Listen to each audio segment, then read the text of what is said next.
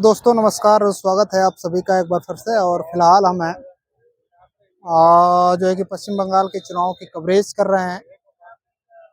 क्या इस बार ममता बनर्जी का जो 15 साल का गढ़ है वो भारतीय जनता पार्टी या फिर कांग्रेस, दोनों ही विपक्षी दल हैं यहाँ पर।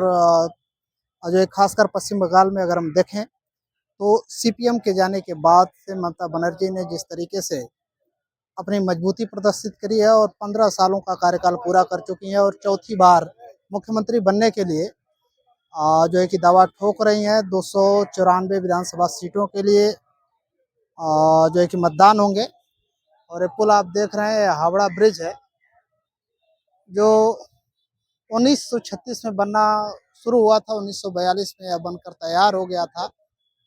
जिस तरीके से यह पुल अपनी यथास्थिति को बरकरार रखा है, उसी तरीके से पश्चिम बंगाल की राजनीति भी लंबे समय के बाद ही पलटी मारती है। जैसा कि हमने देखा है आज़ादी के बाद से वामपंथी दलों का जिस तरीके से पश्चिम बंगाल में राज रहा था, उसके बाद जो है कि ममता बनर्जी काफ़ी जो है कि सड़कों पर संघर्ष करते हुए सत्ता में आई और लगातार 3 बार से मुख्यमंत्री हैं। क्या चौथी बार पश्चिम बंगाल की जनता बदलाव करेगी या फिर ममता बनर्जी एक बार फिर से सत्ता में जबरदस्त वापसी करेंगी? क्योंकि 2021 के चुनाव में अगर हम देखें तो यह हावड़ा जिला है। हावड़ा जिले में 3 लोकसभा सीटें हैं, 16 विधानसभा सीटें हैं और 16 विधानसभा सीटों पर जिस तरीके से ममता बनर्जी की पार्टी तृणमूल कांग्रेस ने अपना दबदबा कायम रखा था और 16 विधानसभा सीटों पर जीत दर्ज की थी। और कहीं ना कहीं इस बार जो है कि ममता बनर्जी के लिए थोड़ी मुश्किलें पैदा कर सकते हैं असदुद्दीन ओवैसी और हुमायूं कबीर। ऐसा मैं इसलिए कह रहा हूं कि मुर्शिदाबाद जिले के विधायक हुमायूं कबीर, जिनकी जो है कि मुस्लिम समाज में काफ़ी लोकप्रियता है, असदुद्दीन ओवैसी और हुमायूं कबीर ने अपनी नई पार्टी बनाई है, दोनों ने गठबंधन किया है। क्या बिहार की तरह बिहार में सीमांचल में जिस तरीके से असदुद्दीन ओवैसी ने 6 विधायक जीत करके बिहार की राजनीति में अपनी जो है कि दावेदारी पेश की थी, क्या वह पश्चिम बंगाल में करने में कामयाब होंगे? क्योंकि जो है कि हुमायूं कबीर ने अभी हाल ही के दिनों में बाबरी मस्जिद की नींव रखी है मुर्शिदाबाद जिले में, और जिसके चलते मुस्लिम वोटरों का रुझान अगर शिफ्ट होता है तो कहीं ना कहीं पश्चिम बंगाल की राजनीति बदल सकती है, शिफ्ट हो सकती है। और अगर ऐसा होता है तो भारतीय जनता पार्टी निश्चित रूप से 15 साल के लंबे गढ़ को उखाड़ फेंकने में कामयाब रहेगी।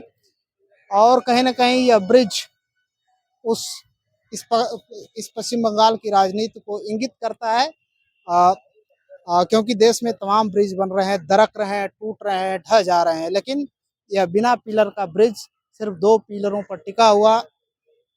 ब्रिटिश जमाने में इसकी नींव रखी गई, लेकिन अभी भी अपनी यथास्थिति को मजबूती के साथ बरकरार रखा है। तो कहीं ना कहीं ममता बनर्जी का आने वाले दिनों में क्या पश्चिम बंगाल की जनता उनके प्रति एक बार फिर से विश्वास जताएगी? क्योंकि मैं लगातार ग्राउंड्स पर घूम रहा हूँ, ऐसी खबरें जो है कि महिलाओं के बीच जाने पर लक्ष्मी भंडार योजना उनकी काफ़ी चर्चित योजना है।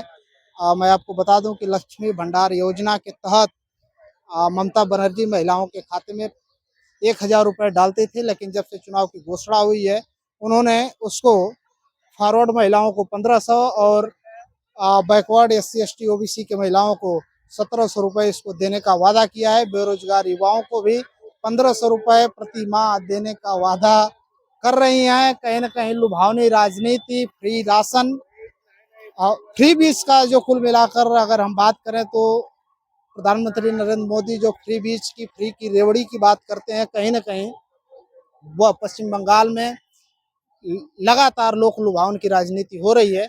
ऐसे में पश्चिम बंगाल की जनता किस करवट बैठेगी, किसको अपना नेता चुनेगी, यह देखना दिलचस्प होगा। फिलहाल मैं हूं दीपक पाल, आप देख रहे हैं हमारा यूट्यूब चैनल दीपक पाल ऑफिशियल। फिलहाल हावड़ा जिले में हावड़ा पुल के नीचे से शाम हो चला है, मैं अपने कैमरामैन से चाहूँगा थोड़ा इस घाट को दिखा दें।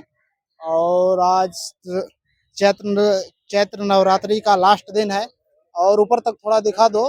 जो है कि लंबी भीड़ यहाँ पर लगी हुई है और कहीं ना कहीं अ, बंगाल की राजनीति अगर बदलेगी तो यह एक बड़ा उलटफेर होगा। अगर मुस्लिम वोट शिफ्ट होता है तो निश्चित रूप से ममता बनर्जी के लिए मुश्किल साबित होगी। नमस्कार।